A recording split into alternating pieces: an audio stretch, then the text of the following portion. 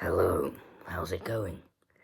Today I wanted to talk about my favourite motion picture of all time, The Hope Rooms, which is a short film that was commissioned in 2013 and released in 2016, I believe. It was directed by Sam Yates and stars the fantastic Andrew Scott, which you may know as the priest from Fleabag or Moriarty in Sherlock, which is how I discovered him at first and was blown away by his performance. Absolutely stunning. And he's alongside the other Irish acting legend, Ciarán Hinds, who was in Game of Thrones. I haven't seen him in that. I've not seen Game of Thrones. It's not really my thing, but just from this, he's already among one of my favourite actors. And I have to mention the composer as well, Alex Baranowski, because this was what made me discover him, and I've listened to all his music since, and he's become one of my favourite composers along with Antonio Pinto. If you know him, you might know his music from the Senna documentary or Lord of War with Nicolas Cage. I think Antonio Pinto is my absolute favourite composer, but Alex Baranowski is a very close second, and if you watch this motion picture, you'll know why. He's kind of experimental but accessible. It doesn't stand out too much, but the music is heartbreaking and beautiful, which I think sums up this whole picture actually quite well.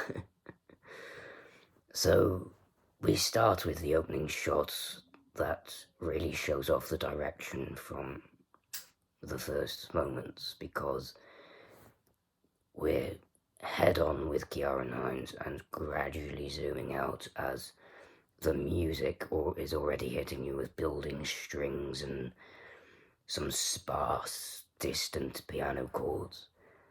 And then it just cuts as Eamon is the character who plays the father. His cup of coffee gets snatched away by the waitress.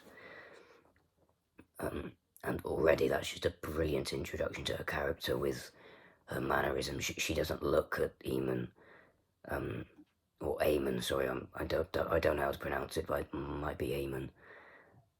But her expressions are just dead, and it completely introduces the character as it should be. Again, more incredible direction points are when it's zooming in on Sean as Eamon talks about the train set from Sean's childhood. Ciarán Hinds' performance is second to none, and as he's performing this monologue in a way, you want so badly to look at his face, because you just know that he's acting his socks off. But I love that it just gradually zooms in on Andrew Scott and his reactions, because it tells you so much about what he's thinking, that he's not letting himself forgive his father, no matter how much he wants to, and how much his father is trying to emotionally connect and bring back those memories. It's absolutely genius, and it's a wonderful, wonderful choice to do that. Very clever. I'm just going to be praising the acting basically for the entire thing, but again, Ciarán's acting when they first meet is brilliant, because before Andrew Scott walks in, you can really see the nervousness, and it's genius. And then the contrast when Sean does walk in and they meet properly, the friendliness and instant switch in the tone and his performance is absolute gold. It's just so good. Moving on from the acting for a brief moment, another thing I love about this picture is the dialogue And the reason I love it is because it's realistic. I don't particularly relate to the storyline or the situation.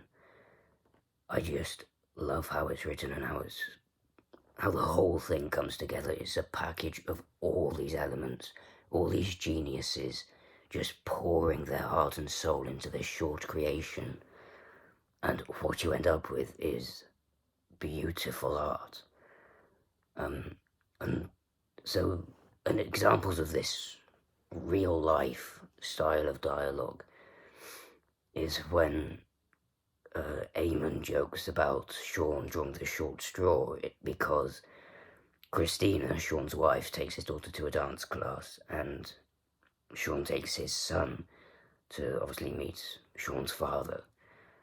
So Eamon's joking about him drawing the short straw of who gets to do what that day, and Sean doesn't get it at first, and he's just staring a bit blankly and says, "Yeah, not really getting it," and Eamon has to rephrase it, and I think that was so unnecessary but absolutely necessary at the same time, because I watched that and I thought, that's me. I see that every day. I experience that all the time. And for the first time ever, I'm seeing it on a screen in a drama where usually everything's perfect. Everyone hears everyone perfectly first time. No one ever goes, what? Or, sorry, what? Because why would you? It just wastes time in a script. But in this, it really adds to it, and I'm so glad they added that. And another example is when Sean is talking about Joey, his son, wanting to wear his rucksack to school on one shoulder to be more rebellious. And he doesn't know how to finish it. He just kind of he finishes the story and then goes, so yeah. Like he doesn't really have a punchline to it. And it's just so realistic, I think, because whenever you tell a story, or whenever I tell a story, we always get so involved in telling it and the narrative of what you're trying to say that you never know how to end it. You just want it to keep going on. And then you just have to go, so yeah, that was it. And they have that in this script, which is why I love it. Another thing I love about the script, is what's not in it, because what makes this film is the unspoken lines that just gets conveyed in the performance and in the music and in the direction and their expressions. Like when Eamon is talking about kind of where did all the time go when they're talking about Joey, you just know that he's regretting all the time that he lost with his son. And also within Sean's expressions as well, you can tell he's still angry. He doesn't say that he's angry, and he doesn't get cross. He's trying to be as friendly as possible, and they just keep this completely surface level relaxed tone. But you just know that Sean isn't forgiving his father, and he's not letting him in. He doesn't want to cut him off, obviously, but he just doesn't want to take this any further. I realise as I'm saying all of this that it sounds incredibly depressing. It is a sad film, don't get me wrong, but there's humour there as well. When Sean asks if his dad got a haircut, the expression is just perfect, and the way the waitress just chimes in, asking if they want anything else to eat. It's absolutely brilliant, and there's a kind of continuous motif of them joking about the dance class and Eamon taking up dance. It's just brilliant. It's the perfect contrast, I think, to the deeper storyline and what doesn't get said. I think it really balances it out nicely. Another thing I love is the foreshadowing when Eamon asks what's her secret to be happy, and she says if you do something that's kind of wrong, and you know it's kind of wrong, just forgive yourself about it. And we don't know that Elena is actually shoplifting at this point and has a very tough personal situation, so has to resort to shoplifting. I just love that. And then, after we see that shot, we go into Ciarán's main monologue, where he talks about appreciating the smaller things in life, and this is over footage of him preparing for their meeting. He's combing his hair and sitting incredibly nervous in his chair, smoking a cigarette and staring out the window. The acting is just off the scale. And then Andrew Scott, of course, gets his turn, where he talks about the story of the priest and the pictures of the graves, and this leading to the final line of, "There are two sides to every coin." And the way this is first over him at the church with the priest and playing this narrative out, it then cuts to Ciarán in the shop, and he witnesses Elena shoplifting. And the way those parallel against each other, and the music swelling and building, and Andrew Scott is sublime. It really feels like the climax of the piece, and it's just gorgeous, perfect television. And then after this is about 6 minutes before the end of the film, and it's only 23 minutes long, but there is not another line of dialogue. It's just music and pure acting. When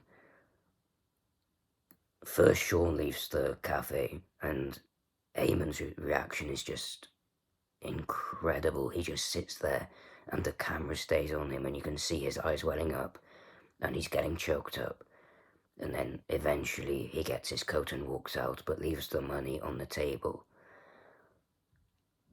And then the music's swelling, and Sean's walking to the swimming pool with his son to take his son swimming, and Eamon is walking to the train station. These two shots are running alongside each other, and it's just gorgeous. As the music, I have to shout out the music again, because the strings, at first they're kind of quite unsettling. It's very high-pitched and unnerving. It's not unpleasant. It's kind of gorgeous in its own way, but it's certainly unique, and it might not be to everyone's taste. But then, as the texture thickens, the pitches kind of climb down, the melody shift between the piano and the strings, and it's in a lower register, and the piano chords become more regular and melodic, and the themes from earlier in the piece are kind of more developed, and themes that were a bit sporadic and you weren't quite sure where they were going, and they were even more unsettling, they kind of develop into full themes now. And then we end with both Sean and Eamon just staring into the distance, as Sean doesn't even notice his son Joey struggling to swim in the pool, so he's almost drowning and calling out for his dad. And then finally Sean notices and swims over to him, and the hug that Andrew Scott gives this kid at the end is just so perfect. It's just so real. You know, it's not like it's an understated performance, but the hug is just such a fatherly, relieved hug. And you just feel that he's not going to let him go, or let him out of his sight ever again. It's just beautiful. And then we cut to the final credits. So those are all the reasons why I love this motion picture. As I said, I don't particularly relate to it. It just pulls at the heartstrings because it's so good. That's the thing, and you could every aspect of filmmaking is done perfectly in this one example, and it just comes together as the complete package, and you will not find a more succinct creation of perfection. Is just beautiful, beautiful art. It's everything I want in art. It's any form of media. Anything that could be done well is done well in this motion picture. If you've not heard of it, please go watch it. It's very difficult to find because it's so obscure and not many people have heard of it. I've not met anyone who's heard of it. But any opportunity I get to talk about it, I do. As you can tell, I've spent way too long talking about it, but I just have to because I'm so passionate about this thing. It's on... The only place I could find it was Amazon Prime, called, I think, TV Shorts. I didn't know it existed before today. I've only just heard of it, so I think that's right. But you can find it on Amazon Prime. I originally saw it on iTunes, but it's not on the iTunes store anymore. So if anyone else knows where I can find it, then please let me know. Because I'm basically paying for the Amazon subscription simply for this motion picture. But to me it's worth it because that's just how good it is, and it's really important to me. I saw it years ago once, and it's just stuck with me ever since. I could not get it out of my head. So I bought the Amazon subscription today just to watch it, and I do not regret it one bit. So if you have the chance, please watch it and you will not regret it. I'd love to know what you think of it. If you have seen it, or if you do watch it, please let me know your thoughts. I'd be so interested. Other than that, be well, and I'll speak to you soon. Goodbye.